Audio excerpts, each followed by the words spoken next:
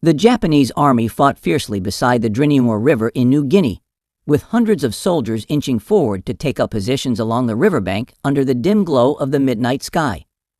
Tall reeds provided some cover, but they could not muffle the sounds of weary men stumbling through the mud. Officers strained their ears for any sign that the enemy had detected them, while sergeants whispered orders to maintain silence. Major Moritoshi Kashi's 1st Battalion, 78th Infantry Regiment, felt something besides fear in their stomachs as they awaited the signal to attack. Gnawing hunger tormented them. Weeks of marching through New Guinea's unforgiving swamps and rainforests had left them surviving on nothing but grass and insects. The few remaining supplies had long since fallen behind. Kashi's soldiers had reached this point through sheer endurance and discipline.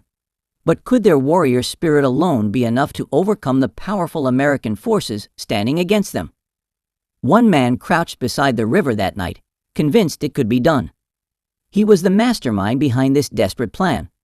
The commander of the Japanese 18th Army, Lieutenant General Hatazō Adachi. The massive Allied leapfrog invasions along New Guinea's northern coast in the spring of 1944 had cut off Adachi's forces from the rest of Japan's Southern Army. With no hope of reinforcements, evacuation, or resupply, the 55,000 soldiers of the 18th Army had effectively been abandoned by Imperial General Headquarters.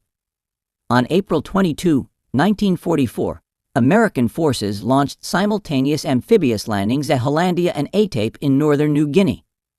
From his headquarters in Wewak, Adachi considered every possible countermeasure. He was powerless to halt the slow deaths of his men from malnutrition and disease. He could either strike the enemy 94 miles away at Aitape or attempt a treacherous march through Allied-controlled territory to reunite with Japanese forces farther west. At 61 years old, the Army commander found none of these choices acceptable. Staying in Wewak meant abandoning the principles of Bushido, the warrior code he had devoted his life to following. To avoid Aitape and Hollandia, the 18th Army would need to travel 600 miles through uncharted jungle. They lacked sufficient food, transportation, and medical supplies. Adachi knew his men were in no condition to undertake such a journey, especially after previous exhausting retreats across eastern New Guinea. His only remaining option was to attack. He could have directed his best troops against the Allied airfields at Aitape, as he had 2 months' worth of rations available.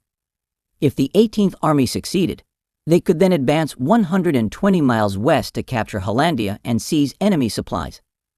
However, this plan relied more on the fighting spirit of the Japanese soldiers than on sound military strategy. Born on June 17, 1890, Hatazō Adachi was the son of an army officer.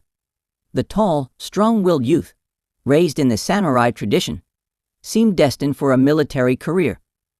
In 1910, he was commissioned as a lieutenant in the prestigious Imperial Guards Division after graduating from the Tokyo Cadet Academy. During peacetime, his deep commitment to stoicism, self-sacrifice, and physical endurance only strengthened.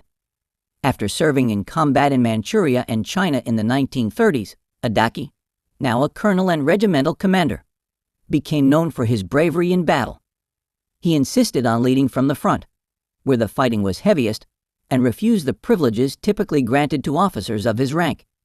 He bore the scars of war, sustaining permanent injuries from mortar shrapnel to his face, neck, and leg in 1937. Rising steadily through the ranks, he became a lieutenant general by 1940. In late 1941, he was appointed Chief of Staff of the South China Area Army after successfully leading the 37th Division in combat. The following year, after taking command of the newly formed 18th Army, he left China and set up headquarters in New Guinea. When Adachi arrived in January 1943, he witnessed firsthand the brutal reality of war. Japanese forces had suffered devastating defeats. The critical port town of Buna had fallen after a fierce battle, and the surviving garrison had retreated westward, leaving behind most of their supplies and wounded comrades. The tide of war had turned against Adachi, and now he faced the nearly impossible task of defending 400 miles of coastline against an enemy that dominated both the skies and the sea. Reinforcements attempting to reach the 18th Army had to endure relentless air and naval attacks. Ultimately, the combined strength of the Japanese combat forces in eastern New Guinea, the 20th, 41st, and 51st Divisions, totaled 60,000 men. However, these units were severely understrength. In March 1943, during the Battle of the Bismarck Sea, Allied forces sank 8 Japanese transport ships carrying the 51st Division, killing 3,000 soldiers and destroying most of their heavy weapons. Adachi narrowly escaped a similar fate when an enemy bomb heavily damaged the destroyer carrying him and his staff to their new headquarters. A hastily assembled force of 9,000 Japanese soldiers and sailors defended key airfields at Lae and Salamaua. In June, Australian and American infantry landed and quickly trapped the defenders between 2 rapidly advancing assault columns. The fittest men received orders to retreat overland across the towering Sarawaj Mountains.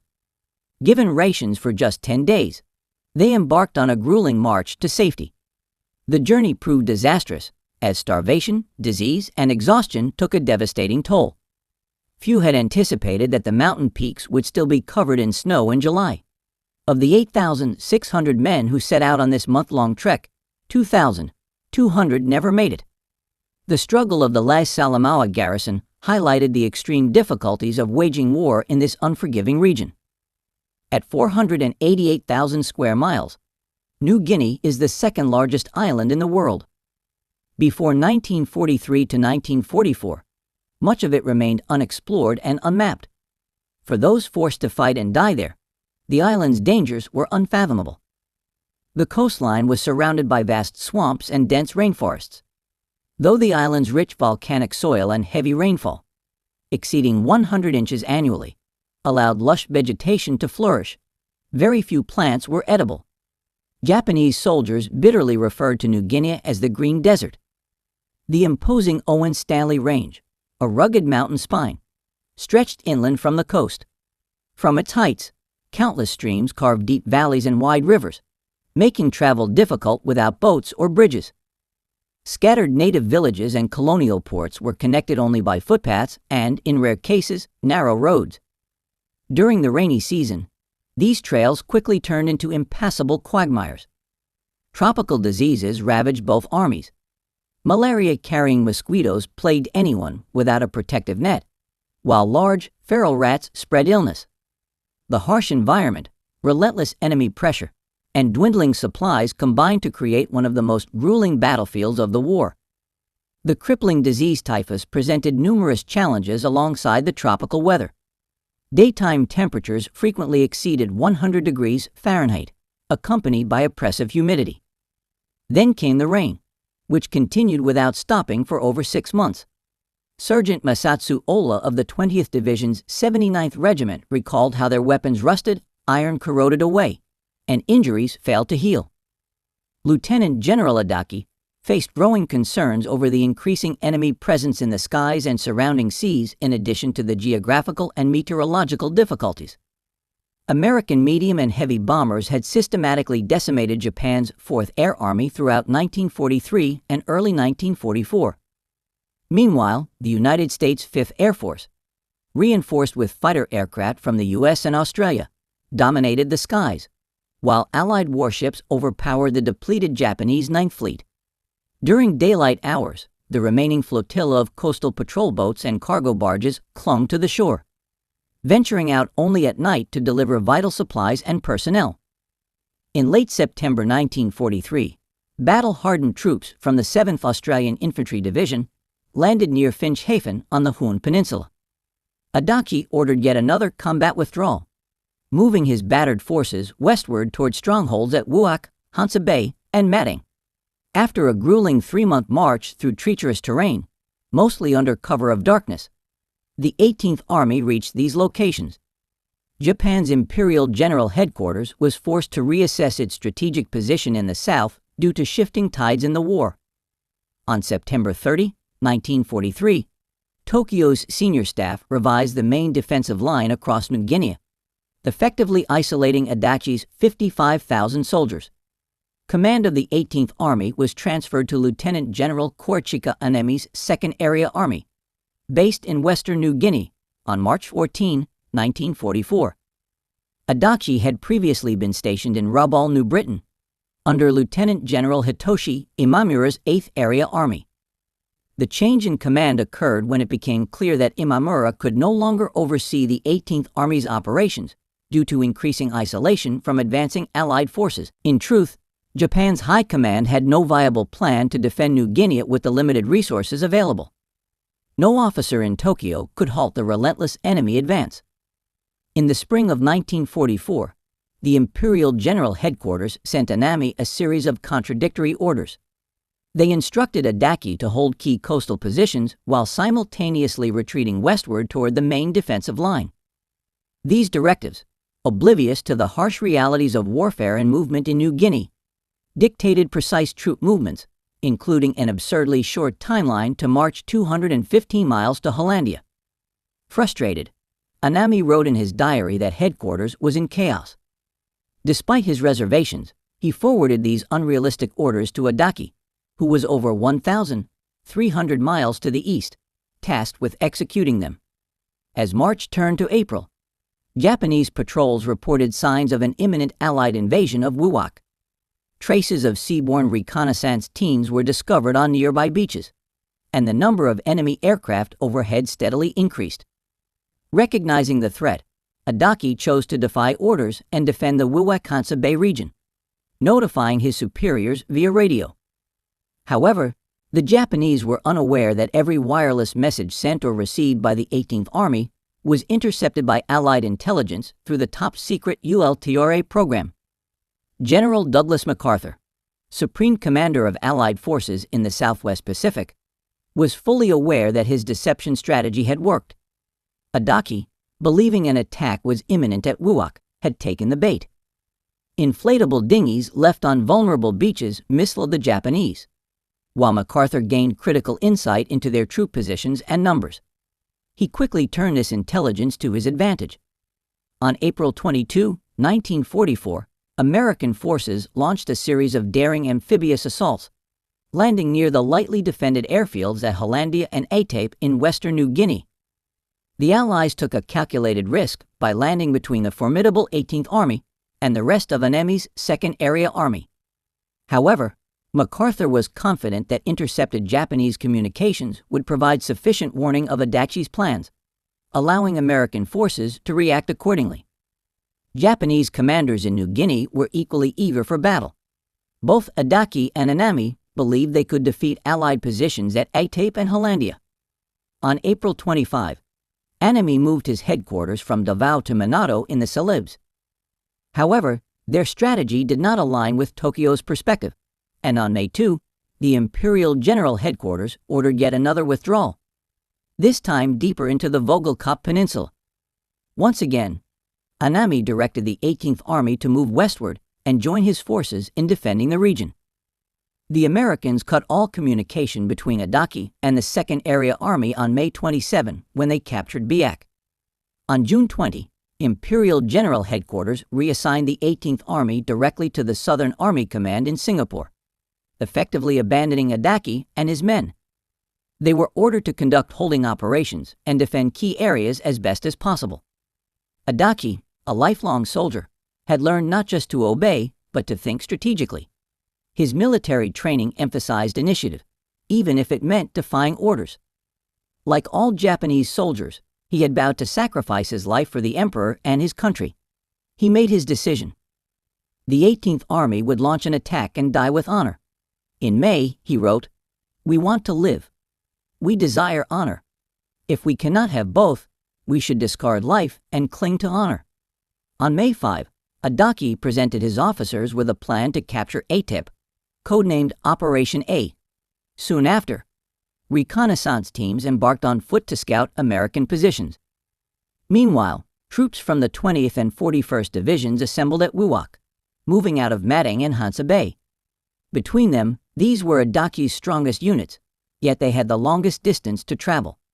Wewak was 200 miles from Madang along rugged jungle trails. The 51st Division, except for one regiment, remained behind as Adachi's rear guard, slowing the Australian advance from the east. Around 3,000 recovering soldiers stayed in hospitals, while thousands of fit troops were assigned as porters, carrying rations, ammunition, and even pieces of mountain artillery.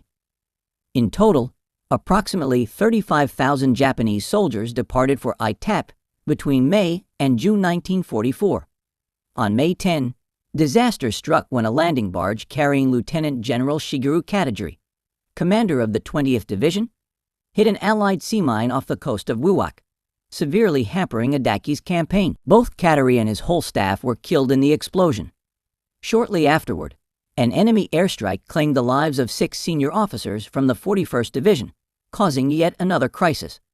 Soon, the absence of these seasoned leaders would be deeply felt.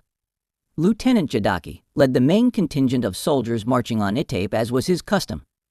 His capable chief of staff, Lieutenant General K. Yoshihara, remained in Wewak. Yoshihara's enormous task was to maintain supplies for the 18th Army throughout its assault. His men carried all the food and ammunition that was needed, but it was insufficient. Survivors of the 3rd Battalion, 80th Infantry Regiment, recalled receiving less than 12 ounces of rice per day, and biscuits came once every 2 or 3 days. Every 10 days, 3 valuable cigarettes were given to each man. Sago palm leaves were consumed by many soldiers as a supplement to their meager rations. But as the fatigued and unclean Japanese columns moved west, malnutrition began to set in. Adachi originally gave his columns an 8-mile-per-day goal, which was reasonable considering the difficult terrain of New Guinea. However, that number was quickly cut in half. Every marching unit had countless stragglers huddling behind them, and the supply lines had virtually stopped. For those who had to walk through the jungle, it was a nightmare come true because essential supplies like salt and medications were non-existent. Then, to add to everyone's misery, the heavens opened up, unleashing the summertime rainfall torrent. It was awful to march in the rain, recalled 20th Division Sergeant Masato Agawa. Drops landed on his cap and mixed with his perspiration. The soldiers staggered, got back up, sprawled out, and stood like a horde of marching mud dolls. It was endless, just slogging through the murky water, trailing the legs of the person ahead. Men started to pass away. According to Agawa, soldiers who had struggled along before littered the sides of the trail. It was a horrifying sight. Road markers beckoned Agawa forward as the remains of his doomed comrades, some already skeletons, lay scattered. It was so hot that they soon rotted. They appeared to say, "This is how you do it. Just follow these corpses to get there." The promise of American rations taken at Aitape, along with the Japanese spirit of defiance, propelled the troops ahead. More incentive came from witnessing their commanding general share every adversity with his men. Adachi had a terrible hernia, but few knew it because he wore a mask of stoic indifference and continued to walk. Flying enemy aircraft made daytime travel too dangerous, so the soldiers moved by night. They tried to sleep in the oppressive rainforest at dawn, ate whatever food was available, and dreamed of the feasts that awaited them when their enemy was vanquished. Additionally, Lieutenant General Adachi faithfully updated the Allied codebreakers on his whereabouts via radio every morning. As a result, MacArthur was fully aware of the locations of Adachi's marching columns and their planned offensive. The Americans holding Aitape readied themselves to face the onslaught of the 18th Army, while Australian signal intercept teams followed the Japanese troops' arduous march across New Guinea. The soldiers of Task Force Persecution, led by Army Major General William H. Gill of the 32nd Infantry Division, were stationed 8 miles east of Aitape at Taji. Gill's airfields were surrounded by a semicircle that held most of his defenses. However, he sent a covering force to the banks of the Driniumor River, 15 miles to the east, to get advance notice of the impending Japanese attack. Under the leadership of Brigadier General Clarence A. Martin, this formation comprised 3,500 riflemen and was supported by artillery, armor, PT boats, and close air support from Bristol Beaufort bombers belonging to No. 71 Wing of the Royal Australian Air Force. On May 22, advanced elements of Adachi's 20th Division nearly cut off an American reconnaissance patrol operating near the coastal village of Nap, resulting in the first points of contact between the two adversaries. A larger engagement occurred at Yekel, 3 miles west of Nap, in early June, when riflemen from the 78th and 80th Infantry Regiments ambushed a whole U.S. battalion. On June 5, Japanese soldiers were closing in for the kill but watched in frustration as Allied landing craft arrived to save the last company of GIs stuck on the beach. Generals Gill and Martin had given up on doubting Adachi's impending arrival by this point. They were further persuaded by Japanese operational orders captured later in June. Although the exact time and location of the attack remained unclear, the strong counter-reconnaissance screen of the 18th Army prevented enemy ground patrols from getting through. False readings of ultra-intercepts gave Allied commanders a false sense of security. The 18th Army was supposed to attack around June 15, according to MacArthur's intelligence staff. However, after this date passed without incident, many American officers surmised that the Japanese had already begun their retreat back to Wewak. By July 1, American troops had lost all contact with Adachi's forces along the Driniumor line. Another planned assault for June 27 never happened. Unbelievably, his radio also stopped working, which infuriated the Allied ultra-intercept teams. Nonetheless, in the uncharted jungle east of the Driniumor River, 20,000 Japanese combat soldiers were gathering in preparation for battle. Lieutenant General Adachi repeatedly delayed the offensive due to supply issues, troop movement delays, and his soldiers mounting fatigue. By the second week of July, he felt prepared to launch an attack. Often within yards of the American earthworks, the commanding general personally delivered his final attack orders, no longer requiring a radio to stay in contact with his subordinates. The long-range reconnaissance patrols of the 18th Army had done a good job. They accurately reported the number of GIs stationed around the Taji airstrips and the locations of all enemy supply dumps, aid stations, and command posts. The Japanese also knew that with 3 battalions dispersed over a 6-mile front, their enemy was vulnerable and overextended along the Driniumor. Lieutenant General Adachi pleaded with his assembled commanders that they had to strike now before their enemy reinforced his weakly held river positions. He intended to launch a direct frontal attack on the evening of July 10 to 11. 3 infantry regiments would cross the Driniumor at midnight, overwhelm the American defenses there, and regroup before resuming their advance against Task Force Persecution's main line of resistance around the Taji airfields, following a 10-minute artillery preparation. The goal of the supporting attack along the coast was to eliminate American artillery positions near the river mouth.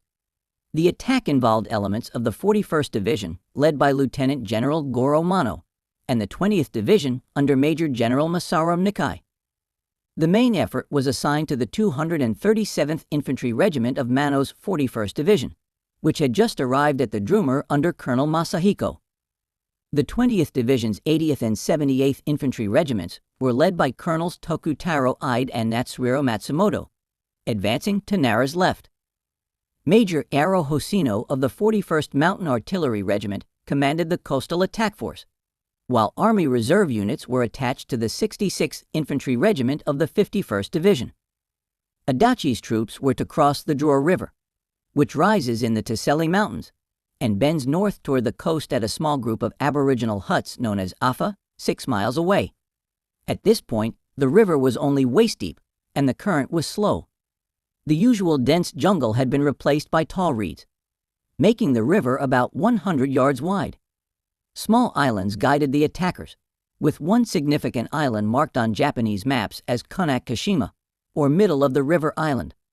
Despite having extensive intelligence on enemy positions, General Adachi lacked some crucial details.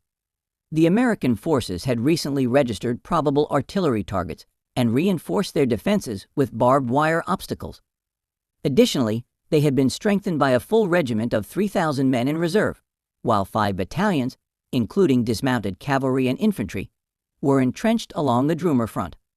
The Japanese were unaware that Major General Gill had been replaced by U.S. Army Commander Major General Charles P. Hall as the leader of Task Force Persecution V-2 Corps. Hall chose to go on the offensive, aiming to destroy the 18th Army rather than waiting for Adachi's men to attack. Under pressure from General MacArthur, Hall sent out 2 battalion-sized patrols on July 10, 1944, one along the Pacific coast and another south toward Afwa, to locate and eliminate the Japanese forces. His goal was to free up Allied troops for the upcoming Philippine campaign. The timing of these patrols could not have been worse. Both units completely missed the Japanese 18th Army, which was finalizing its assault plans. That same evening, Hall withdrew these 2 battalions from the Driniumor front instead of pulling them from his reserves, drastically weakening the defense at the worst possible moment. Adachi's attack columns faced their own issues. The strongest unit in the 18th Army, Colonel Nara's 237th Infantry Regiment, arrived late and failed to conduct necessary pre-battle reconnaissance. Meanwhile, the 78th and 80th Infantry Regiments were in complete disarray within the 20th Division zone, leaving no time for officers to reorganize before the attack began. On July 14, Lieutenant General Adachi reorganized his forces. After assessing the heavy losses suffered by the 78th and 80th Infantry Regiments, he consolidated them under Major General Sahiro Miyake of the 20th Division. Near Afua, this newly formed unit took control of a jungle ridge directly in the path of the advancing 112th Cavalry Regiment. The fight for Afua was fierce, with both sides recognizing its strategic importance. For nearly a month, the 18th Army and the growing American force battled over this remote jungle crossroads. Afua's 10 native huts changed hands at least 6 times between late July and early August. During this time, Japanese forces continued to suffer from disease, enemy ambushes, and exhaustion. The challenges of combat in the dense jungle were later described by U.S. Army historian Robert Ross Smith, who noted that both sides struggled with poor reconnaissance, inaccurate maps, and a battlefield that often resembled a chaotic, shadowy engagement rather than a conventional fight. By the end of July, both Lieutenant General Adachi and his American counterparts were preparing for a final decisive battle over the Afua area. For the 18th Army, this would be a fight to the death. According to a later letter from Lieutenant General Yoshihara, Adachi's men were running out of food and ammunition, leaving them unable to continue fighting or even survive much longer. The Americans had overwhelming superiority in numbers, with a cavalry regiment and 3 full infantry divisions on the ground at Aitape. Major General Hall now outnumbered his opponent nearly 4-1. On July 31, Hall launched an operation to encircle and cut off Adachi's forces. 4 rifle battalions moved from the mouth of the Driniumor River, while the 41st Division, responsible for guarding the Japanese flanks, could do little to stop them. The decisive battle for Afua began on August 1. Japanese artillery bombarded enemy positions with their remaining ammunition while the 66th Infantry Regiment prepared for a final attack on the American flank. That morning, alongside survivors from the 20th and 41st Divisions, they launched a desperate charge across the Driniumor. The battlefield, already devastated by weeks of shelling and rain, had turned into a quagmire of splintered trees, craters, and knee-deep mud. Intense enemy fire and the treacherous terrain inflicted heavy losses on the attackers, preventing them from making significant progress. By dusk, it was clear that the battle was lost.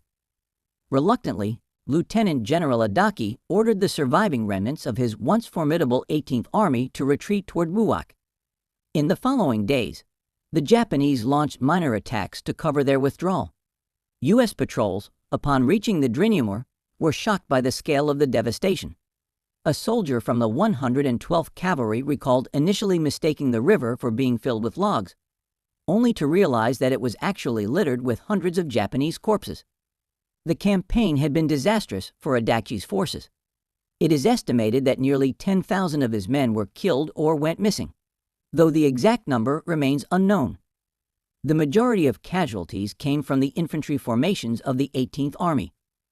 For instance, the 78th Infantry Regiment, which had entered the battle with 1,300 troops, emerged with only 350 survivors, a staggering 73% loss. Other units suffered similar fates. Task Force Persecution reported 2,550 wounded, 10 missing, and 440 killed. American patrols continued pursuing the retreating Japanese toward Wewak, engaging in scattered skirmishes with Adachi's rear guard. On August 25, Major General Hall declared the Aitape operation over. However, the 18th Army's ordeal continued. When Wewak fell to the Australian 6th Division in May 1945, the remnants of Adachi's force fled into the mountains, where they remained until the end of the war. Out of an estimated 150,000 Japanese soldiers who had fought in New Guinea, only 13,000 survived to be taken as prisoners. Lieutenant General Adachi was later convicted of war crimes for atrocities committed against Allied prisoners and civilians in New Guinea. Sentenced to life in prison, he took his own life on September 10, 1947, using a paring knife in a ritual suicide. Like so many of the men he had led into battle, he never returned home. His remains now rest in an unmarked grave, lost somewhere in the Pacific.